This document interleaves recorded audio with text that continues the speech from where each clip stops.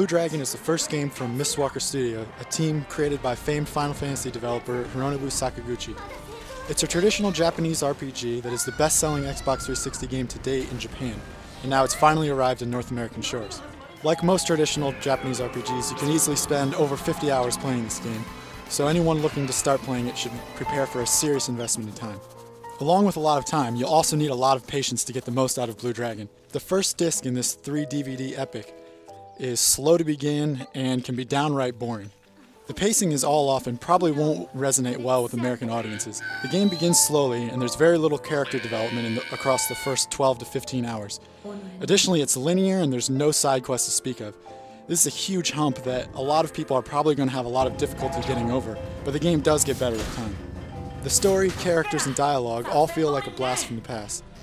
The story takes few chances and the characters don't develop much from the beginning to the end of the game. The dialogue, too, is very shallow. It all feels like this is being told to a 4-year-old, so there's very little subtlety going on here. In fact, the only thing that will keep you interested during the story sequences are the well-done full-motion video, which incidentally are the reason that this game actually spans across 3 DVDs. The FMVs look nice, and so does most of the game, but unfortunately Blue Dragon wasn't really optimized too well to run on Xbox 360, which is weird because it is an exclusive published by Microsoft.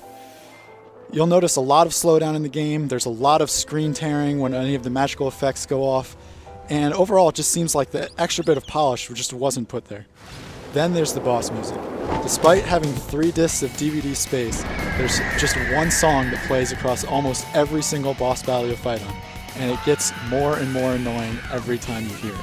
But it's not all bad with Blue Dragon. Despite the game starting off slow, it does get better the more time you invest in it. By the end of the game, there's a lot of high-level content that's interesting, a lot of side quests for you to go exploring on, and by the time you get your Mech-Cat, which is Blue Dragon's form of an airship, there's a lot to see and do, and it really makes the whole experience much more enjoyable than it was before. Blue Dragon also has an interesting skill system that allows you to mix and match classes and skills associated with them to create really a party that you feel like you have adjusted to meet your strategy. One especially interesting part about this skill system are the field skills. Blue Dragon does not use random encounters. You can walk around and find all of the enemies and battle them when you want to, but you can also engage them before you go into the turn-based battle system using a couple of skills. It's a category that could have been fleshed out a little bit more in the game, but it's still a nice touch that adds a little extra dimension to the non-random encounters. Another well-done part of Blue Dragon is the voice acting, which you can listen to in French, English, or the original Japanese. The quality is on par with most good animes, and there's only one annoying character, Maru Maru, who ends up being annoying in both English and Japanese, so he was just designed that way and you're going to have to deal with it. The combat is standard as far as turn-based RPGs go.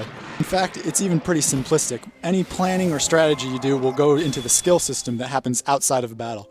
Once you're in a fight, there's only a few options for attacking or casting spells. You pretty much just hit a button and then watch your shadow do the attack for you. The spell effects and animations are pretty standard too. There aren't even any summon spells until the very end of the game when you get a corporeal attack. And each character only has one of these, so the animations for those even become tiresome after just a short while. Blue Dragon's solid RPG mechanics and traditional design are somehow unique on Xbox 360, only because there are very few games like this on the console, even if it is a design that we've seen hundreds of times before. In the end, Blue Dragon didn't quite live up to the immense amount of hype it had when it was first announced, but it does end up being a good RPG. People who have been waiting a long time for a good turn-based Japanese RPG are going to find themselves somewhat happy and somewhat disappointed. Blue Dragon didn't live up to the hype that it originally created, but it does end up being a good game in the end.